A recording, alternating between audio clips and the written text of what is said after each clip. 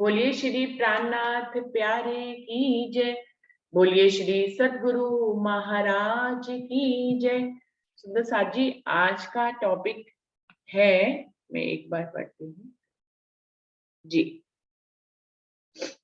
आज का टॉपिक ये है कि खेल में भी रूह के साथ, हर रूह की इच्छा यही होती है कि खिलवत यहाँ पर भी घटित हो।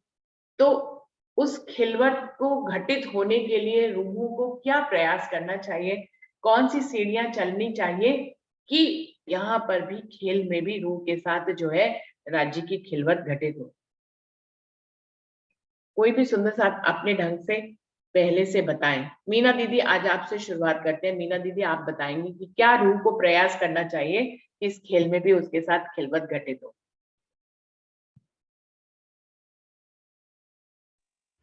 प्रणाम जी दीदी। प्रणाम जी। सभी सुंदर साथ जी के चरणों में मेरा प्रणाम। दीदी, पहले तो मैं तो संपूर्ण आत्मसमर्पण जरूरी है यही मानती हूँ। आगे सब सुंदर साथ बताएंगे। प्रणाम जी। आपने तो एक लाइन में ही सारी बात कह दी कि आत्मसमर्पण चाहिए। आत्मसमर्पण कहना जितना कुछ भी आसान कर है। ले, हाँ बात सही है दीदी। कुछ भी हम कर ले इस यहाँ पे रह के, लेकिन जब तक हम आत्मसमर्पण नहीं करेंगे, और वो खुद करवाते ही राजी है, वो आएगा तभी हम कर पाएंगे। यही मैं मानती हूँ। मेरा खुद का अनुभव मैं किसी का नहीं बताती। प्रणाम जी। मीना दीदी, ये शब्द तो बहुत सुंदर है कि आत्मसमर्पण करे तो खिलवत घटित हो जाएगी, लेकिन आत्मसमर्पण कैसे करेगा कोई, इसकी भी तो राह बताइए। आत्मसमर्पण तो वाणी का एक शब्द ही हो गया ना कि आत्मसमर्पण करना है, लेकिन आत्मसमर्पण करने में भी बहुत सी राहें होती है। इतना आसान नहीं होता आत्मसमर्पण। पहले तो इस शब्द का अर्थ ही बताइए कि आत्मसमर्पण आप किसको कह रहे हैं। समर्पण तो कई तरह के होते हैं, जीव का होता है, देह का होता है, लेकिन आप आत्मसमर्पण की बात करें तो आत्मसमर्पण को पहले डिफाइन करिए और फिर आत्मसमर्पण कैसे किया जाए, आपने कैसे किया, इसको बताइए। रहने में तो राज्य खुद ही लाए हैं मुझे, और फिर आत्मसमर्पण भी धीरे धीरे, जैसे कसने भी होती है माया में, फिर धीरे धीरे राज्य की तरफ हम मुड़ी हूँ मैं। इससे हुआ है, ये जानती हूँ। धनी तो थे ही, पहले से आए हुए थे, दिल में तो थे ही, लेकिन वो जो अभी हम खिलवत में सुन रहे हैं कि कुछ हम नहीं सुन पा रहे, नहीं कुछ कर पा रहे हैं, यही स्थिति होती है। इतना जानती हूँ दीदी। प्रणाम जी। प्रणाम जी। और कोई सुंदर साथ इसको अपने शब्दों में और क्लियर करें तो ज्यादा अच्छा रहेगा। कोई और सुंदर साथ? विमला दीदी, आप कुछ कहेंगे?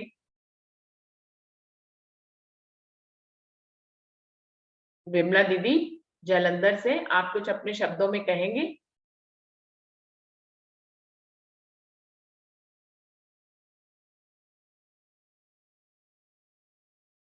मीनू दीदी जालंधर से, आप कुछ कहेंगे अपने शब्दों में?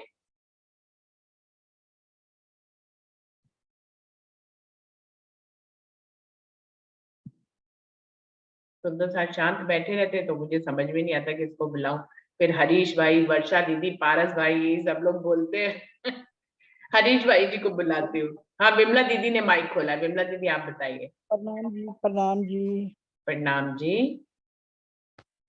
ये एक ही बात मन में आती है कि जब तक हम अपनी मैं खुदी को नहीं खत्म कर लेते, तब तक तो आत्मस्मरण नहीं हो सकता। पहले तो हमें अपनी मैं खुदी को खत्म करना है, हम्म। अपनी उस रहनी में आना है जो कि राज जी ने बताई है। हम्म। प्रणाम जी। प्रणाम जी। जो सुंदर साथ अगर बिस्तर पे नहीं है, वीडियो खोलकर बोलेंगे तो अच्छा लगेगा। और कोई सुंदर साथ? हरीश भाई जी को बुलाती हूँ। हरीश भाई जी, आप कुछ कहना चाहेंगे?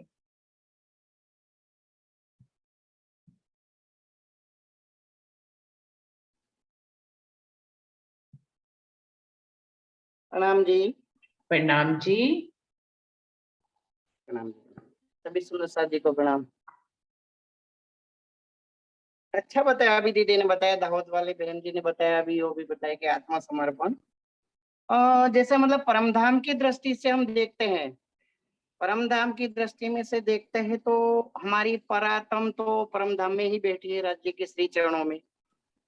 पर आत्म के अंतःस्करण में जो बातें जो बातें जो परात्म के तन दिल में आती है, उतना ही काम यहाँ जो आत्म आई है उसके ऊपर उतना ही काम होता है, न आगे न ज्यादा न कम। तो हम इस परमधाम की दृष्टि से देखें तो हम तो राज्य की शिक्षाओं में बैठ के ये जो खेल देख रहे हैं, तो जो परमात्म के तन में जो भी बातें होती है, दिल में जितना भी आता है उतना ही वो देख सकती है, जो हमारी ये आत्म है वो।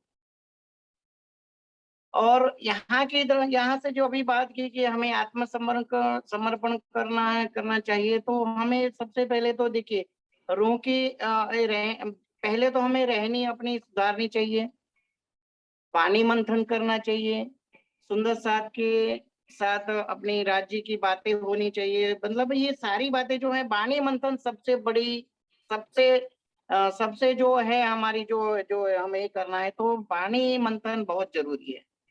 वो वाणी मंथन जैसे जैसे करेंगे, जैसे मतलब परात्म के तन में जो दिल में है, वो धीरे धीरे जैसे हम पढ़ना शुरू करेंगे, वाणी मंथन करेंगे, तो उसके हिसाब से जो परात्म जो यहाँ से जो माया के उस अद्वैत की वो में जो आकर के जो यहाँ इस दृष्टि से खेल देख रही है, तो ऐसे वैसे हम अपनी रहनी जैसी सुधर जाएगी, रहनी सुधरेंगे तो पर हम प्रयास करने की जरूरत नहीं, जो क्योंकि प्रयास कौन करे, प्रयास करता कौन है? प्रयास तो मतलब परात्म जो देख रही है, परात्म के दिल में जो आता है वही देख रही है।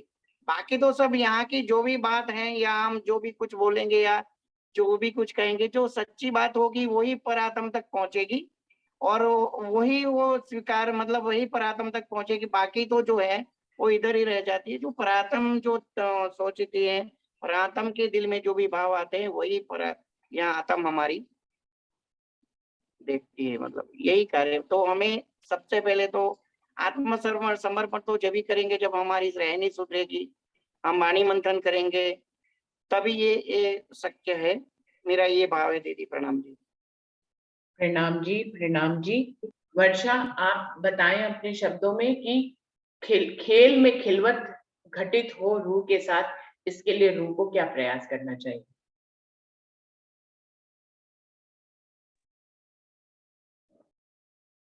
प्रणाम जी, सभी प्रणाम जी। मैं तो यही कहूंगी इस बारे में कि खिलवत कैसे घटी, तो ये तो सब कुछ देवचंद्र जी ने, मेरा ठाकुर जी ने, भाई जी के आत्मा ने सब कुछ क्लियर कर दिया।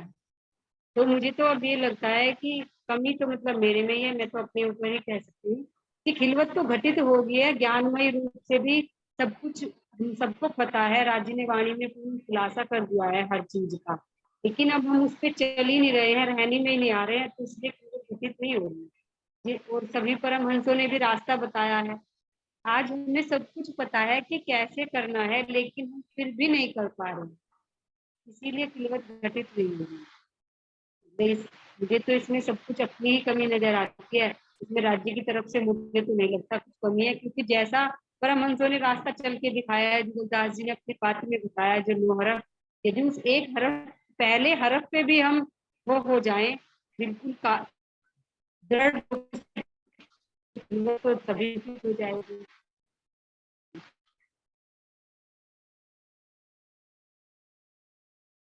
वर्षा की आवाज आना बंद हो गई अब। वर्षा, आपकी आवाज नहीं आ रही है। हाँ जी। प्रणाम जी दीदी। प्रणाम जी। हाँ जी। जी दीदी, मेरी बात पूरी हो?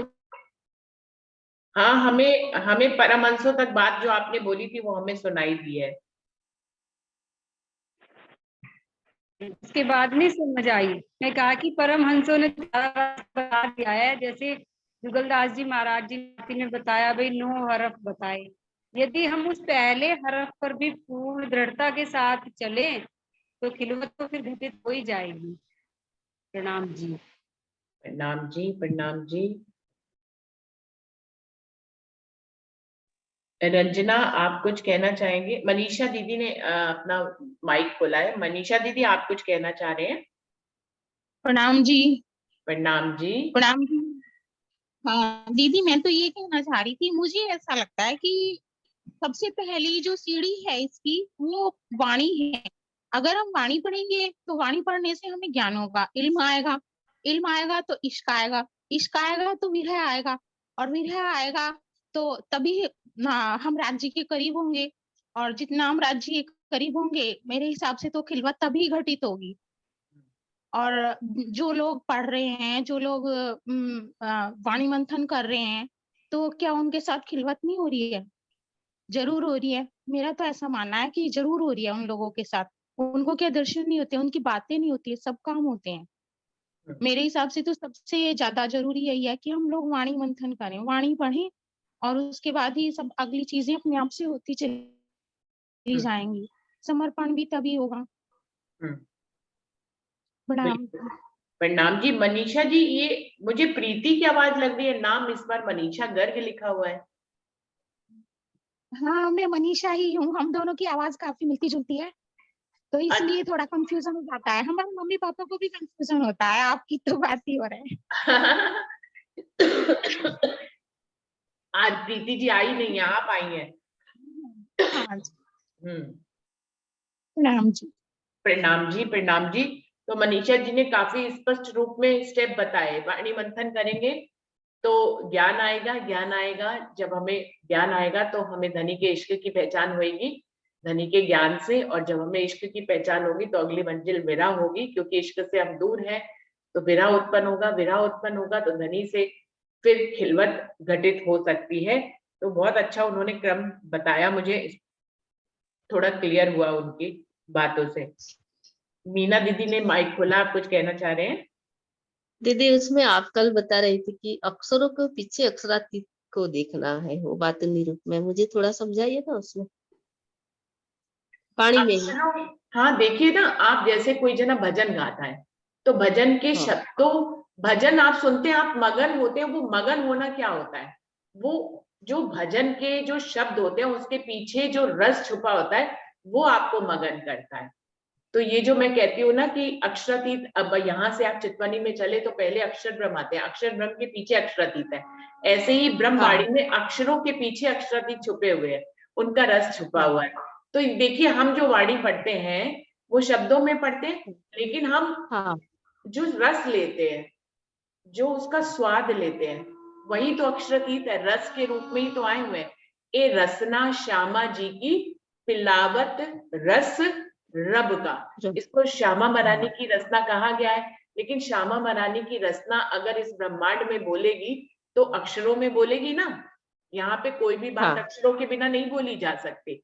तो श्यामा मरानी की रचना है, बता श्यामा मरानी रही है, लेकिन इस्तेमाल इस ब्रह्मांड में अक्षर का कर रही है। अक्षरों में ही तो सारी वाणी आई, लेकिन पिलावत रस रब का, रस किसका पिला रही है, इंडिकेशन किसका कर रही है, इशारा किसकी तरफ कर रही है, आपको जोड़ किससे रही है? अक्षरों से नहीं जोड़ रही, उन अक्षरों के पीछे छुपे हुए पिलावत रस रब का, उस अक्षरातीत का रस पिला रही है।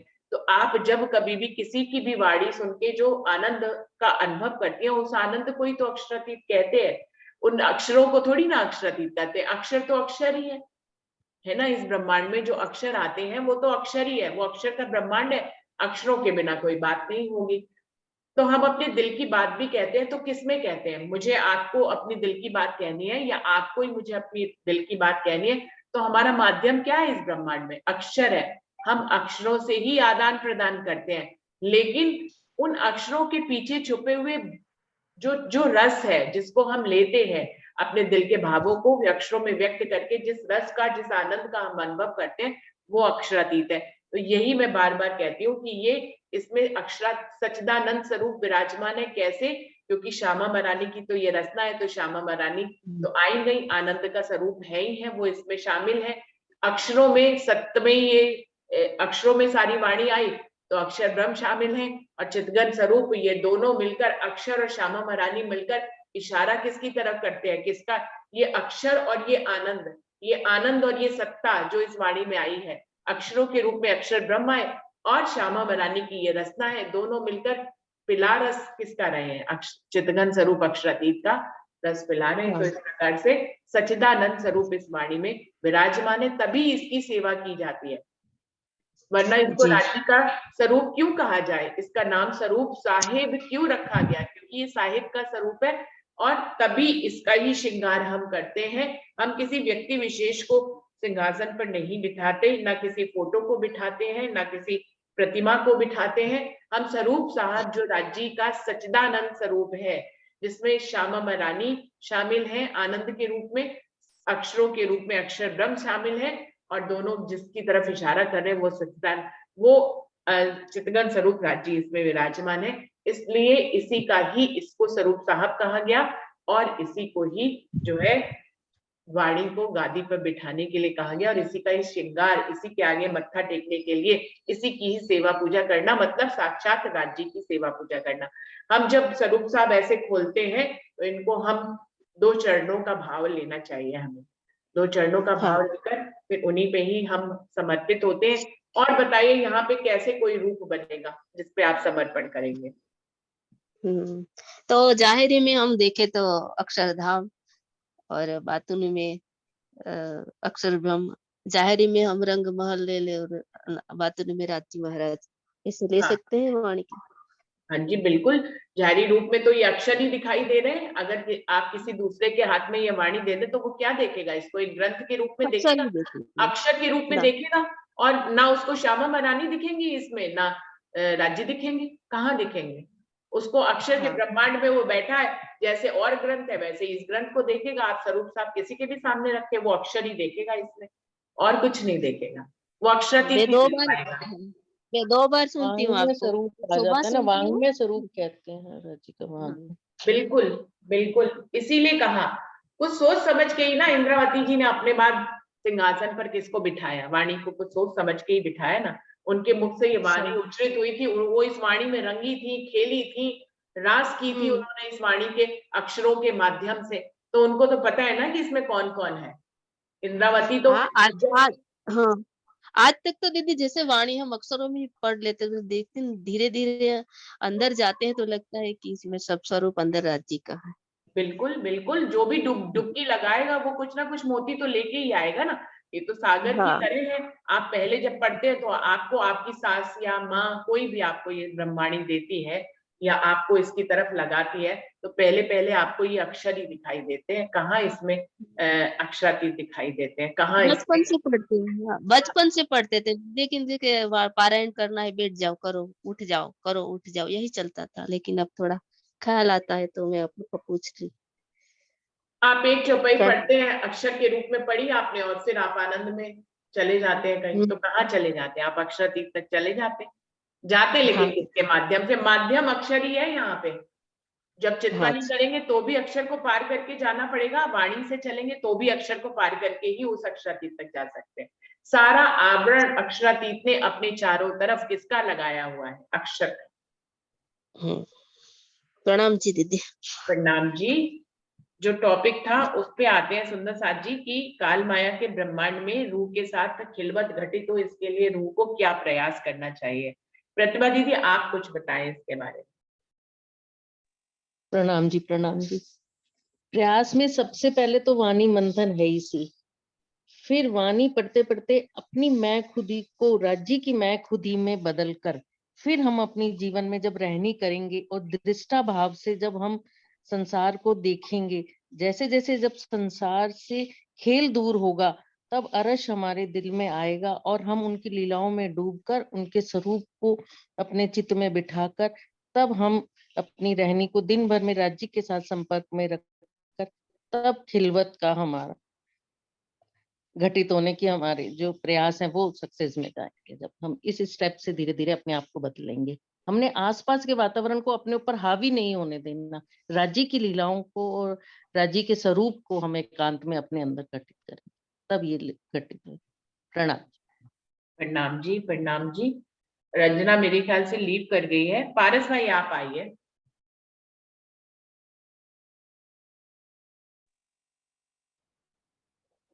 प्रणाम जी दीदी। प्रणाम जी। सभी सुंदर साथ जी के चरणों में मेरा प्रेम प्रणाम। तो मुझे लगता है कि खिलवत घटित होने के लिए हमारा प्रयास यही होना चाहिए कि किस तरह हमारा मैं खुद ही मिटे और हमारा इश्क जो है मन दिल में उपजे। तो मैं खुद ही मिटाने के लिए तो हमारा पहला स्टेप यही है कि हम वाणी से जुड़े, क्योंकि वाणी हमें हमारा अपना मूल निस्बत को जाहिर करता है, और वाणी हमें कहता है कि जो दम हमारा ऊपर जो बरसता है वो सब धनी का मेहर है। तो और वाणी कहता है कि अपना करनी कुछ भी नहीं है, सब राज्य का ही मर्जी से है। तो जब सब कुछ राज्य का मर्जी से है, ये बात हमने समझ लिया, तो धीरे धीरे मैं खुद ही मिटने लगेगा। और इसका आना जरूरी है, क्योंकि यो ना कहियो कोई जन धनी पाया इश्क बिन। तो इश्क कैसे आए, इसके लिए तो राज्य ने चौपाई बोला है कि तुमको इश्क उपजावने करूं अब सो उपाय। तो उसमें राज्य बताते हैं किस तरह खाते पीते सोते जागते चलते हर वक्त हमारा चिंतन, हमारा चित्त राज्य के चरणों में लगाने से धीरे धीरे इश्क उपजता है।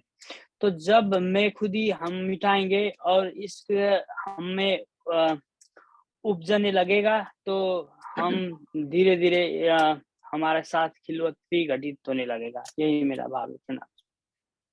प्रणाम जी। और कोई सुंदर साथ अपने शब्दों में अपने भाव रखना चाहते हैं? अमित भाई है, श्याम भाई आए हुए हैं, और कौन आया हुआ है? आशा आंटी है। कोई भी जो भी अपने भाव रखना चाहे, उषा भाभी है, अपने भाव कोई अपने शब्दों में रखना चाहे तो जरूर से आए। सुंदर साथ जी कभी कभी। प्रणाम जी अमित जी। प्रणाम जी। सुंदर साथ जी, मैं एक बात कहना चाहता हूँ। मैं हमेशा से यही कहता हूँ सुंदर साथ जी वाणी से ही बोले, तो खैर ठीक है, सुंदर साथ बोलता भी है, मगर मैं एकदम पॉइंट टू पॉइंट बताता हूँ आपको एक बात कि जैसे 2 चौपाइयाँ हैं हमारी, तो वो कहती हैं कि पर आत्म के अंतस्करण में जेती बीतत बात, तेती इन आत्म के अंकर साक्षात। जो परम धाम में हमारे। अमित जी आपकी आवाज चली गई है। नहीं, जो परम धाम में जो हमारे मूल तन बैठे हुए हैं, उनके हृदय में राज्य जो बात उपजाते हैं वो हमारे ये तन करते हैं। अब विषय ये होता है कि खेल में और हमें क्या प्रयास। तो सुंदर सा जी दोनों बातें नहीं है यहाँ पे। फिर ठीक है जी। और एक चौपाई ये कहती है, आपका माइक आप बार बार बंद कर रहे हैं अमित जी, तो बात हो ही नहीं पा रही है। आपका या तो टच हो जा रहा है, बार बार माइक बंद हो जा रहा है, आपका ऑन ऑफ हो रहा है माइक। आ रहे थे जी, बीच में फोन आ रहे थे, जरा 2 फोन आगे लगातार। तो चौपाई कह रही, अरस्तन का दिल जो देखता है हमको, 100 प्रतिबिंब कहे हमारे इन दिल में। जो परम धाम में हमारा है मूल तन बैठा है, उनका जो दिल है उसका प्रतिबिंब ये दिल है। तो उन दिल में जो चल रहा है वो यहाँ इस दिल में चल रहा है। तो यहाँ भी दोनों बात। और एक बात ये आती है कि अभी पारस भाई ने एक बात बोली, बिल्कुल ठीक बोली थी वो बात उन्होंने, वो थोड़ा क्लियर नहीं करा उन्होंने, बस थोड़ा सा। जो चौपाई कहती है, ना कुछ करी करनी ना कुछ करी बंदगी, ठीक है। दूसरी चौपाई कह रही है, ना कुछ मन में ना कुछ चित में। एक चौपाई ये कह रही है, करनी कर्म कुछ ना रहा धनी बड़े कृपाल। तो इस सारी दोनों बातों को अगर आप एक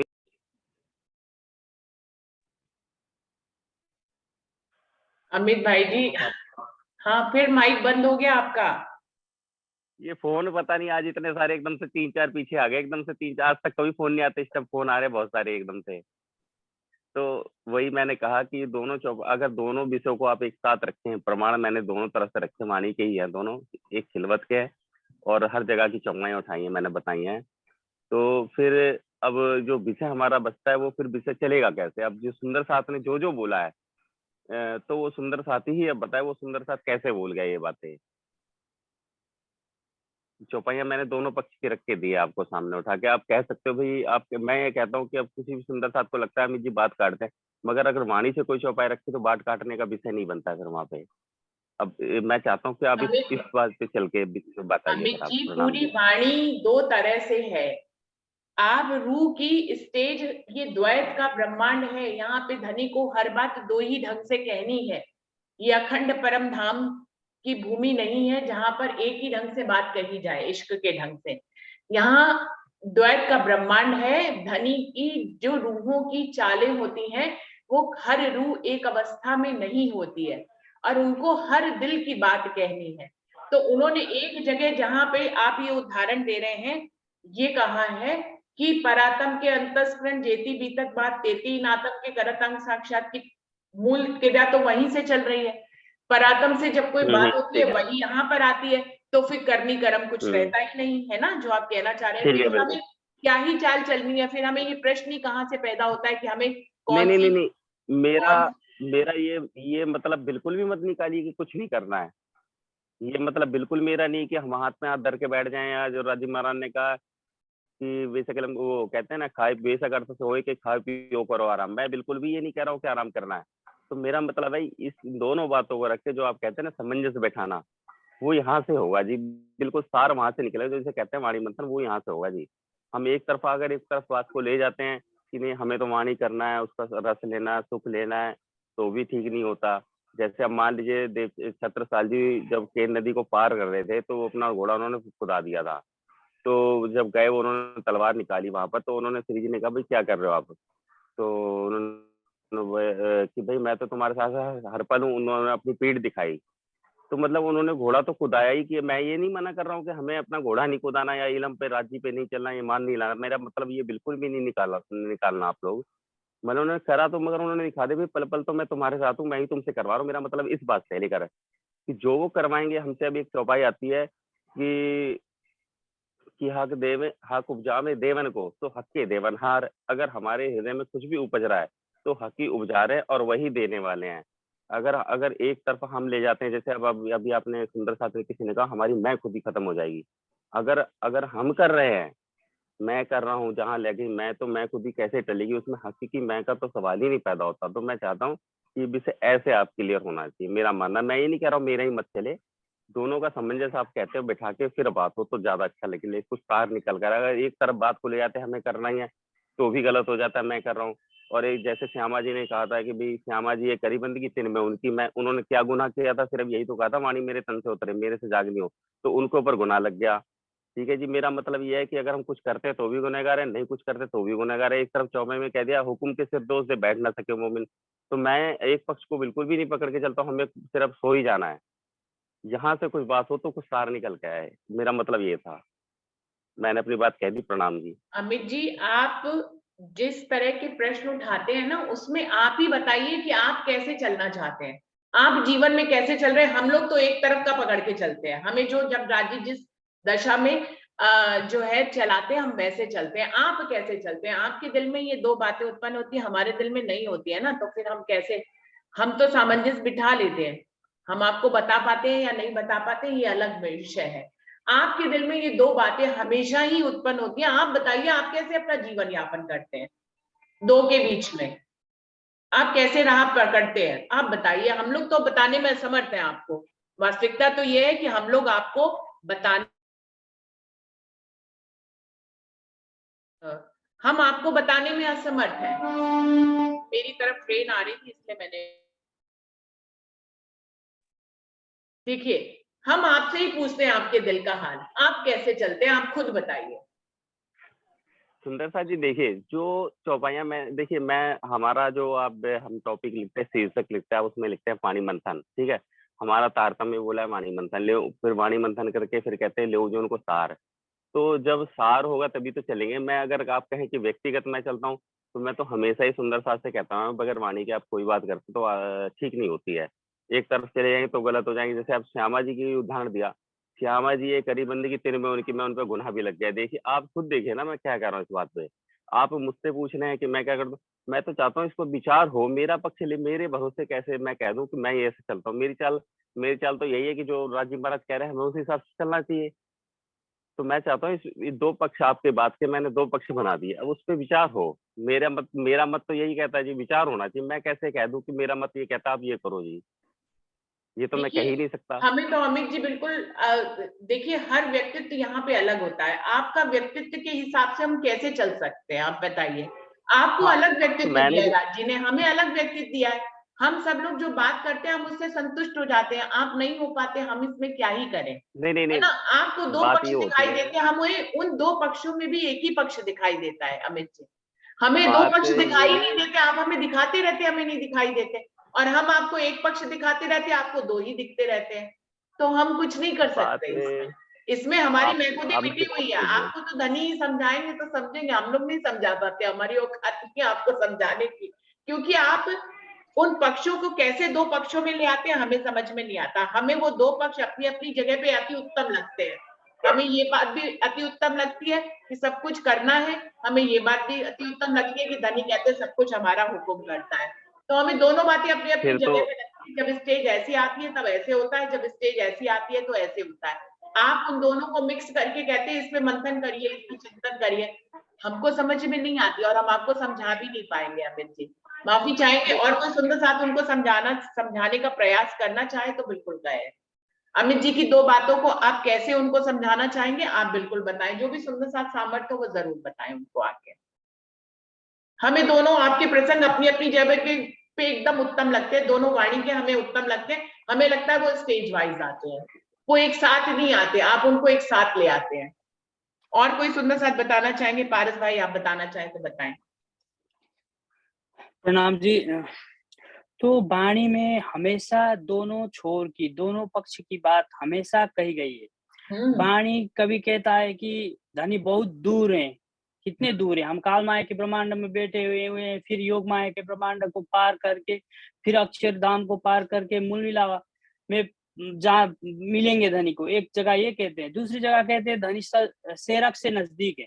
तो मेरा मतलब दोनों छोर हमेशा वाणी में प्रस्तुत किया गया है, लेकिन जब भी कोई कुछ विषय रखता है तो हमें उस विषय की दृष्टिकोण से बताना चाहिए, मुझे ऐसा लगता है। तो जब विषय यही है कि प्रयास क्या करें, तो मतलब वाणी में तो कह दिया गया है कि मैं अधीन करनी नहीं, मेरी करनी तो कुछ है ही नहीं, मैं धनी का हुकुम का अधीन हूँ।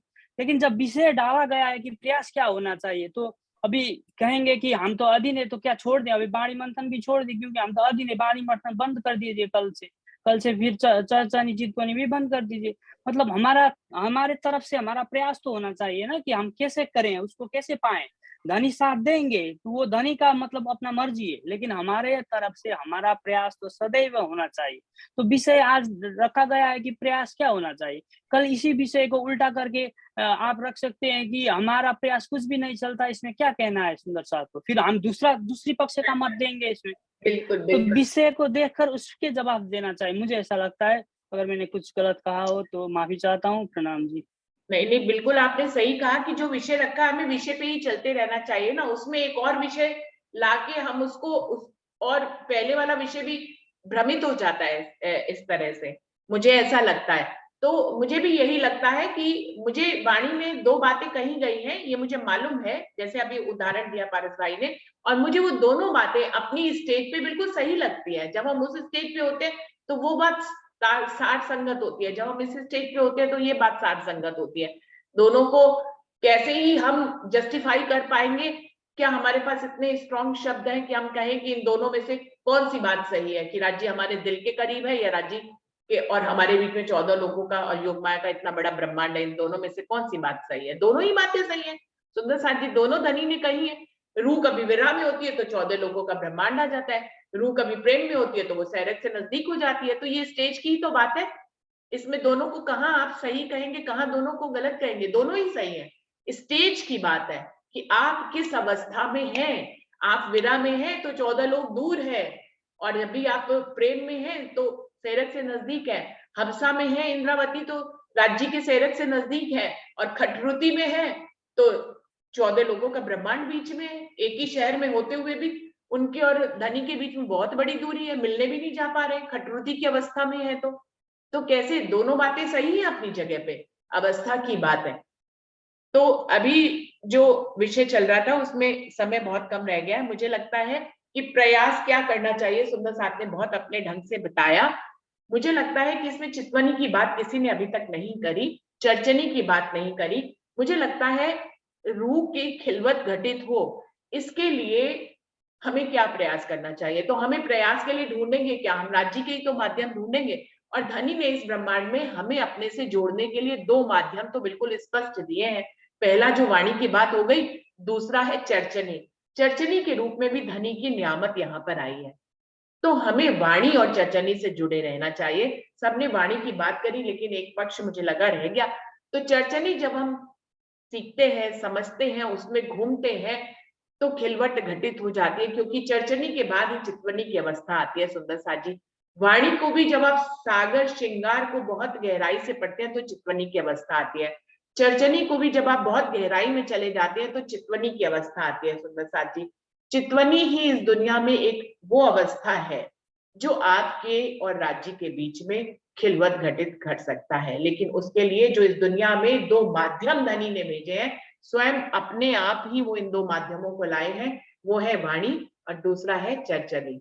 तो ये दोनों ही अक्षरों के रूप में आए हैं, चाहे वाणी आई हो अक्षर के रूप में, चाहे चर्चनी आई हो अक्षरों के रूप में, लेकिन ये दोनों हमें धनी के तरफ ले जाते हैं, उनके ही स्वरूप श्रृंगार में मग्न करते हैं। चाहे स्वरूप सागर श्रृंगार से हम धनी के स्वरूप श्रृंगार में मग्न हो, या हम परिक्रमा चर्चनी के माध्यम से स्वरूप धनी के स्वरूप श्रृंगार में मग्न हो, और हम धनी तक उस खिलवत के घटित होने के पल में पहुंच सकते हैं इन दो माध्यमों से। और इन दो माध्यमों में बहुत गहराई से रूह को डूबना होता है, जबकि ये अक्षर छूट जाए, चाहे चर्चनी के हों चाहे वाणी के हों। जब ये अक्षर का पर्दा पार कर लेती है रूह, इन अक्षरों से ही जब अक्षर का पर्दा पार करके उन अक्षरों के पीछे छुपे हुए उस रस तक पहुंचती है, तो खिलवत घटित इस ब्रह्मांड में होती है। चाहे पल भर को घटित हो, चाहे वो कितने ही सुंदर बहुत कम समय हो, लेकिन वो खिलवत घटित होती है। और उस खिलवत में अक्षर पहले रहते हैं, श्यामा महारानी का आनंद उतरता है, धनी का चितवन स्वरूप उतरता है, शामिल उसमें इस ब्रह्मांड में सभी कुछ होते हैं, धनी के पांचों स्वरूप शामिल होते हैं। लेकिन वो खिलवत इसी ढंग से मुझे लगता है इस ब्रह्मांड में घटित हो सकती है। तो सुंदर साथ जी, चर्चनी का पक्ष एक रह गया था जिसके बारे में नहीं बोला था, इसलिए मैंने उसको भी सामने उजागर किया। ऐसा ना हो ना कि धनी के वो पल खिलवत क्या है तो हमारा पात्र उल्टा हो या हमारे दिल की खिड़की बंद हो। तो हमें हर तरफ से प्रयास करते रहना चाहिए, हमारा पात्र सीधा होना चाहिए। ये नहीं सोचना चाहिए कि हम चितवनी कर रहे हैं, अभी वो पल घटित नहीं हो रहा है, लेकिन हमें अपने पात्र से, अपने इस जीव से, अपनी आत्मा से प्रयास करते रहना चाहिए कि जब वो पल धनी की तरफ से आएगा तो उनके हुक्म से ही ना, हम प्रयास करते रहें लेकिन आएगा उनके हुक्म से। उनके हुक्म से जब वो पल घटित हो तो हमारा पात्र सीधा हो कि हम उस नियामत को अपने अंदर समा सके, चाहे वो वाणी से हो चाहे वो चितवनी से हो, दोनों तरफ से प्रयास होना चाहिए और हमारा पात्र सीधा होना चाहिए।